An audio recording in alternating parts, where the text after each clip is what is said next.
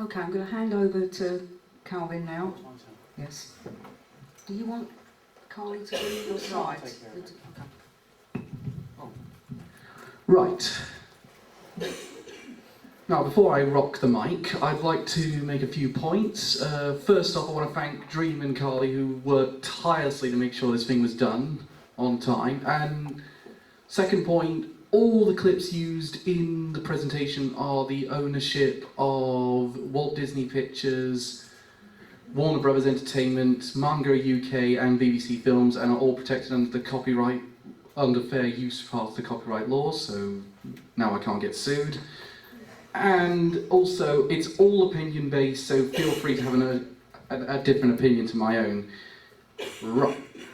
Now, what's the main point about autism in film and television? Well, the writers, they often fall into the trap of the stereotypical neurotic, antisocial person who's also intellectually gifted. Your Rain Mans, your Sherlock, your Sheldon Cooper from Big Bang Theory. It isn't inherently bad, provided it's backed by a good writer or director. However, I believe it's now a call that writers need to think outside the box. We've seen way too much of this. We need to move on. I mean, good example. I mean, I know there's a few autistic people who do have a problem with Sheldon Cooper as a character, as this next clip will probably prove. Why hast thou forsaken me, O deity whose existence I doubt? Here, read into this bag. What's going on? They stole everything, Leonard. Everything. Are you the roommate? Yeah, Leonard Hofstadter. What happened? Your friend here called 911 to report a robbery. Oh my God, what did they get? What didn't they get? I got my enchanted weapons, my vicious gladiator armor, my wand of untainted power, and all my gold. You called the police because someone hacked your World of Warcraft account? What choice did I have? The mighty Sheldor, level 85 blood elf, hero of the Eastern Kingdoms, has been picked clean like a carcass in the desert sun. Plus the FBI hung up on me. Into the bag. They took my battle ostrich. Oh no, not Glenn. Yes, Glenn, only bird I ever loved. Good luck, fellas. Thank you, officer. Wait a minute. You're not going to do anything? Mr. Cooper, there's nothing... Dr. Cooper. Seriously? Not the kind with access to drugs. Fine.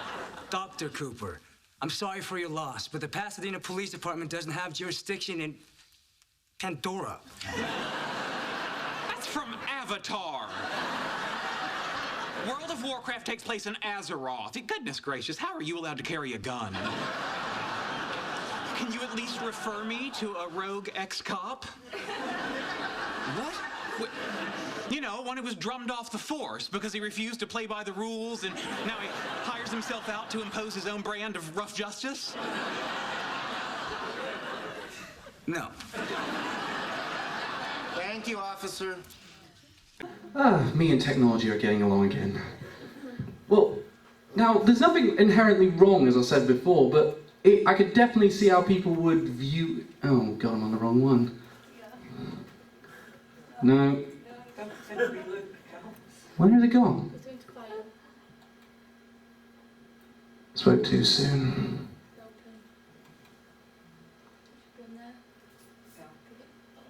There we go. Hey, we're back again. And Jim Parsons plays the role perfectly fine, but you could definitely see how people might be slightly offended by that kind of portrayal.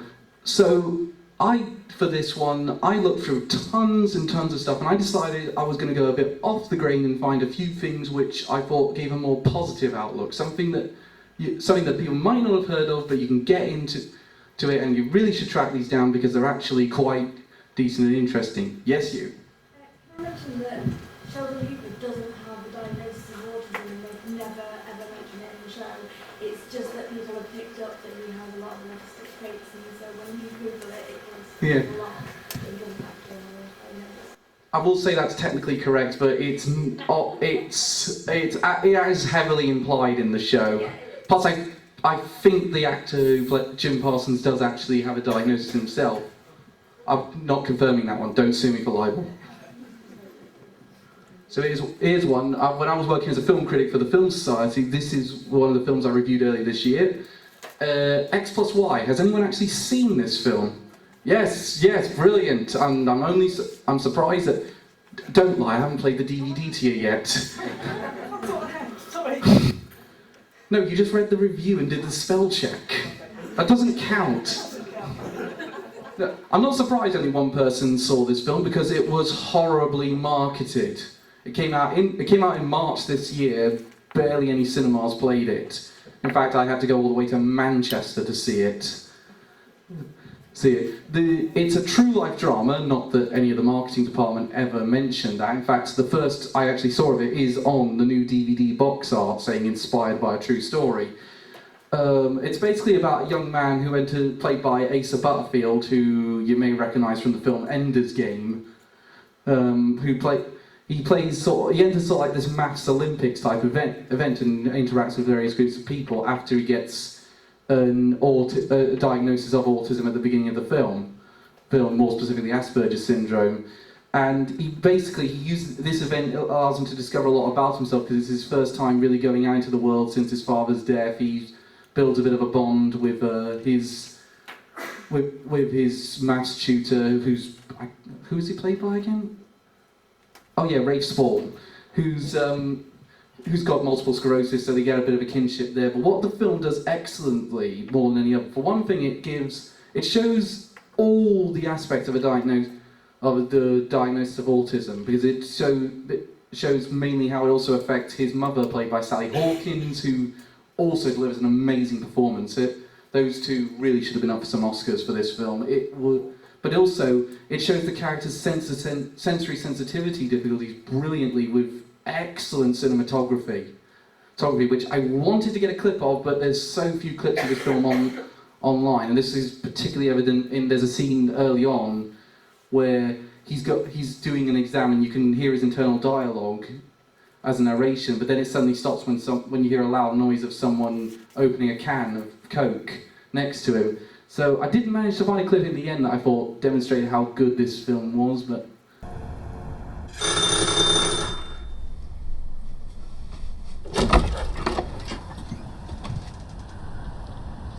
As promised, I come bearing news. Are you sure it's okay if I stand out here? I don't want to put you out. Yeah. Invite me in, Nathan. Come in. Thank you very much. Put the kettle on then. The kettle on what? I'll do it. Hi, Julie. Hi, Miss Dumfries. How are you? Very good, thank you. It's coming round. Got it? Oh my goodness, is that what I think it is? I hope so, otherwise it would have been a wasted journey. You open it. You want me to open it? Yeah. Alright then.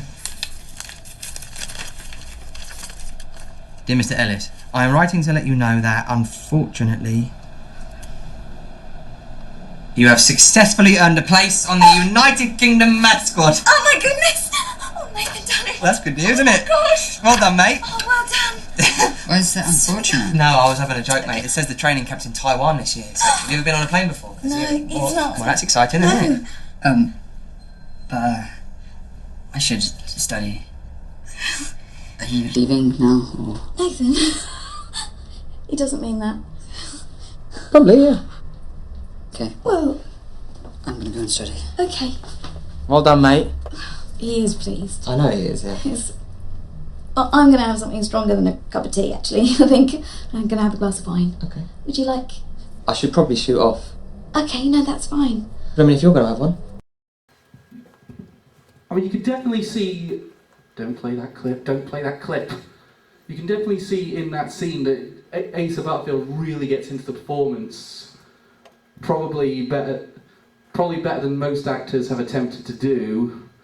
And I really think there's something in that one, so I really tracked that one down. It's just been released on DVD. If you're at all curious, I would pick that one up. Now we're going to one of my personal favourite series, Death Note. Has anyone actually seen that one?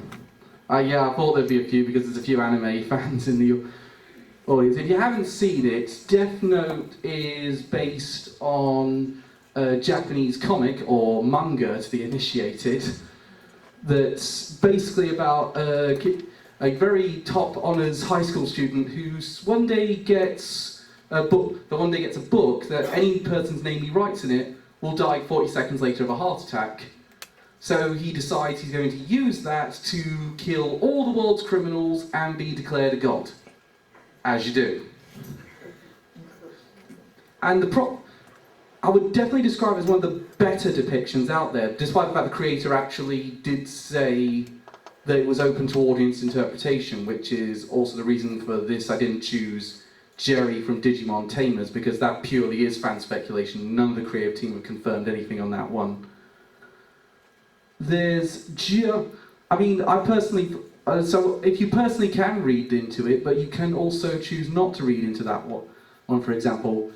And it's really down to two main characters. Light, he's a gifted young student, but he feels unchallenged, and that's why he separates himself and isolates himself from the world. And basically because he decides he wants to do this because basically if he does have autism, which the film never confirms or denies, his theory of mind has definitely been affected. He doesn't see what he's doing is in any way wrong. It's just because he thinks he's justice, and everyone opposing him deserves to die.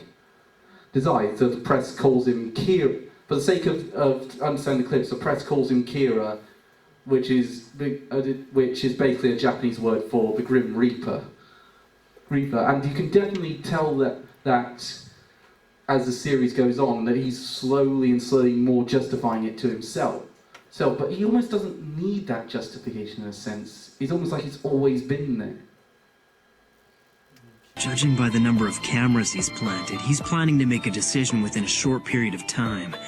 Any normal person would slip under these circumstances, but it won't be that easy with me, Elle. This is the closest you'll get!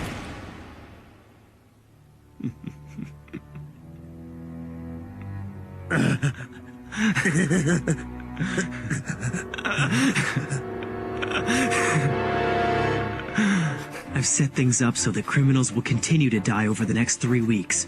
But Elle is aware by now that Kira can control the times of death of his victims.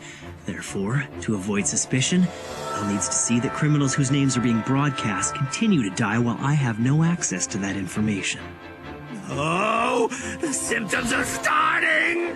I'm gonna show you, Elle.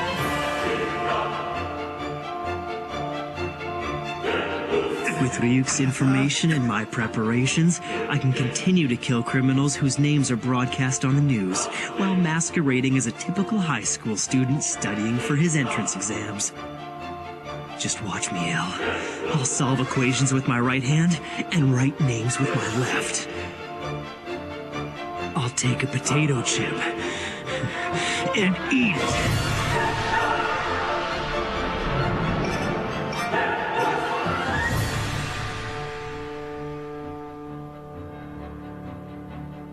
After dinner, your son just goes back to studying without turning on the TV or his computer?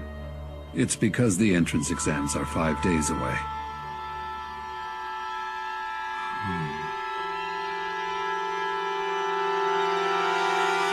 Should have probably explained the other thing is a god of death that's guiding him on the paths per se. It makes sense if you watch the whole series.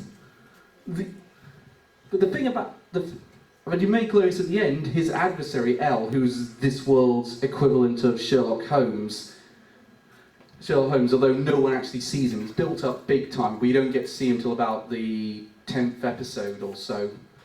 Now, he demonstrates a lot more of the stereotypical aspects, which is where a lot of the fan speculation came from, which was later then half confirmed by the creators. For example, he always sits like that because he believes that if his feet touch the floor, it will lower his brain power by 10%. He only eats things that are high sugar content or sweets. And when the comic, they ask him, why don't you put on weight? He says, well, it's because my brain processes it, which causes it me to burn off the calories fast stuff. Both of them are very, this is a trait that both of them are they're very good at observing human behaviour and predicting it, but they're not very good at understanding it per se. But what makes both of them great is they're not defined by their Asperger's. It's just a device there to show how two very similar people can go down very different paths, and given the right circumstances. So, and you often we'll often hear most of the dialogue in the show is their internal thoughts and their process as well, which I think I can get working here. This is how you can overcomplicate a tennis match.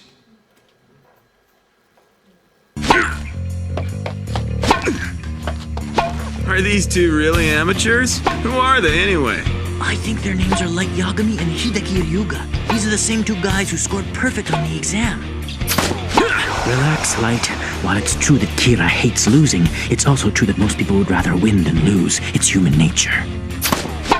Is he going to think that I'm Kira if I go for the win?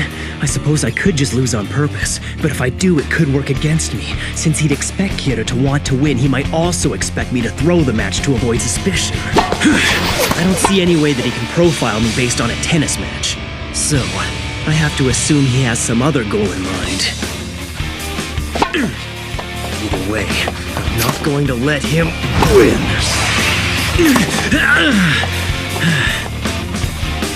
Look at that. He's going for the win. That's 4 games all. Light Yagami to serve. And just like that, we've got an umpire and a line judge.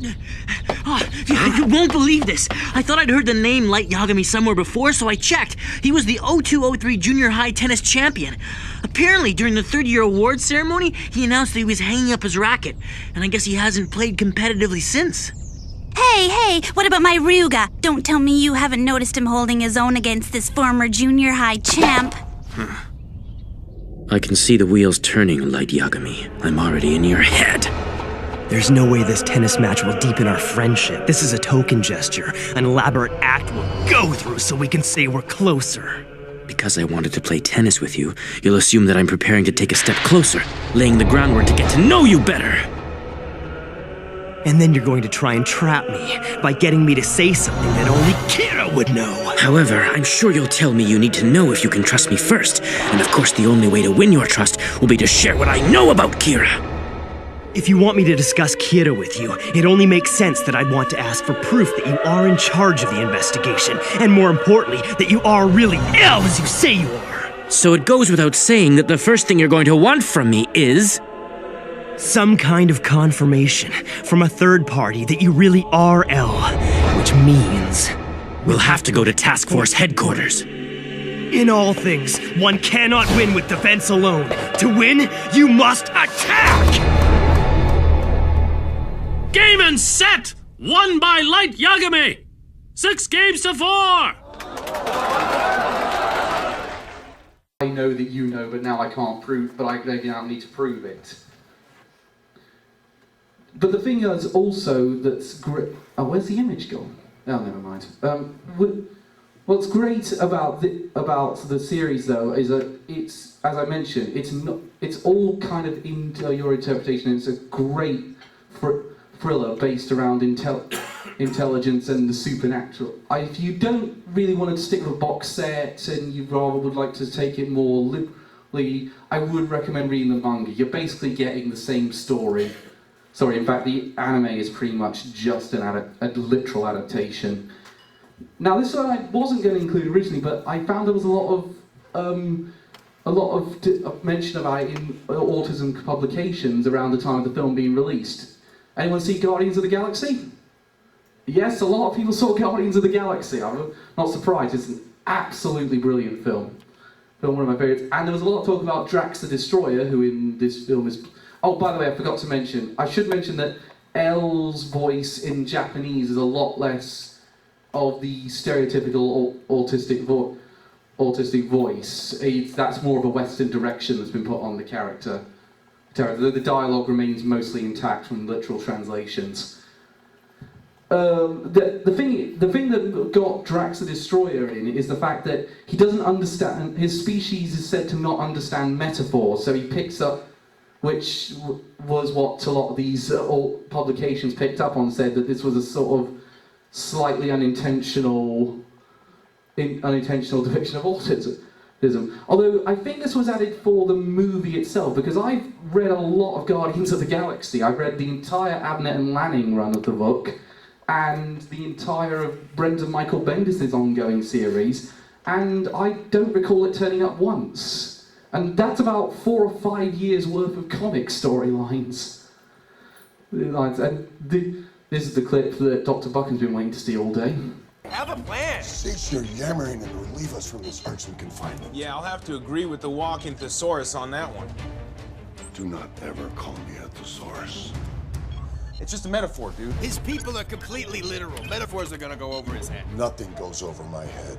My reflexes are too fast. I would catch it. I'm gonna die surrounded by the biggest idiots in the galaxy. Very funny movie. No, damn it. I hate YouTube sometimes. If you haven't seen Guardians of the Galaxy, I'd highly recommend it. Even if you're not into superheroes or sci-fi, it's a very well done series, and Drax is an excellent character, mainly because Dave Bautista is one of the few wrestlers turned actors who actually took, what's it called, acting lessons. So what has this proven? Well, there's a lot of positive and there's a lot of negative, I think. Now this was the conclusion I didn't really intend to come up to when I was making this. This is kind of just so there's more depiction of autism and Asperger's now than there ever was years ago, and that will bring a lot more understanding and acceptance to the mainstream audience, which can only be a positive thing. And there's potentially great future for this in film and television, but the problem is they're not incredibly well written and they often are stereotypes, and that's, I think, where the negative comes in. I think people would like to see us range out more. And I link this to sort of how the gay people and women were written in the 90s, that people were so making up for past prejudice that they were overcompensating for it. That was their only defining character trait. In fact, like these guys, their only character trait is that these guys, their only character trait is they're a stereotype of an autist, of an Asperger's syndrome person. And this one, their only character was that they were gay. So, for example, in the Catherine Zeta-Jones's part in the Haunting remake, that was all there was to her. She was just that she was a lesbian. They might have as well renamed her Lesbian for all the good it did. And as a result, it meant we couldn't connect to the film's plot or the character. I mean, there's way more problems with that film too. Don't get me started on that one. But it's not well. But the thing is, now we've got plenty of great gay and women characters in film and television. So I think in about 10, 15 years' time, it's going to get better. And we can do a part 2 on this. Thank you very much. Any questions or comments? Yes, you. Do you not agree that the character in X and Y is so involved in the fact that he's portrayed as very highly intelligent, he's diagnosed from a young age, and he gets a lot of help during the movie, plus it turns out that even he's like also, on that point, have you read up about his real life? To answer your first question, yes, I am aware of that one, and no, I haven't read up about his real life, actually. I really should get round to that. Yeah, his father's not dead, and his teacher doesn't have MS. They needed to make his life more depressing, because otherwise it wouldn't be as dramatic. That is good to know. Good to know. I'm going to have to do a follow-up review on that one.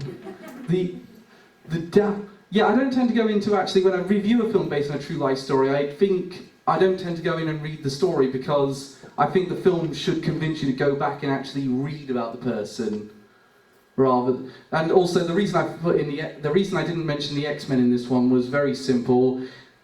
I forgot to look them up. Any more questions or comments? Yes, James? What made you choose those particular examples over the many others? Well, the main example, I picked Big Bang Theory because that's the most widely one that's both that is critically panned by authors and publications, but is also praised by at the same time, and is one of the more well-known ones. And people all say, well, yeah, it's not really mentioned, but it's heavily implied. And I picked the other three because I picked the other two of them because they're not that well known and they're more better depictions than they are. There's some of the better ones out there, and I wanted to bring attention to those ones and why I liked those ones so much. The latter one, it was more because I think it was something some people might have missed. The Guardians of the Galaxy example. That was the reason, the process. I would have done more, but we never would have got to lunch. Yes. Go. One more question, please. I have a 10-year-old son who we're looking at a diagnosis at the moment. Which programs would you say would be a positive to help him understand himself if he were to get a diagnosis? Ooh, that's a tough one because that's actually a good point. There's not a lot for very, very young people on this one. Has anyone got any Push ideas? maybe. James. Thomas the Tank Engine, yeah. I'll get back to you on that. I'm going to think over that most of the day. But when in doubt, give him Avatar: The Last Airbender. That's one of the best shows ever made. He likes that. You raised him well. Thanks, Carly. Thank you very much.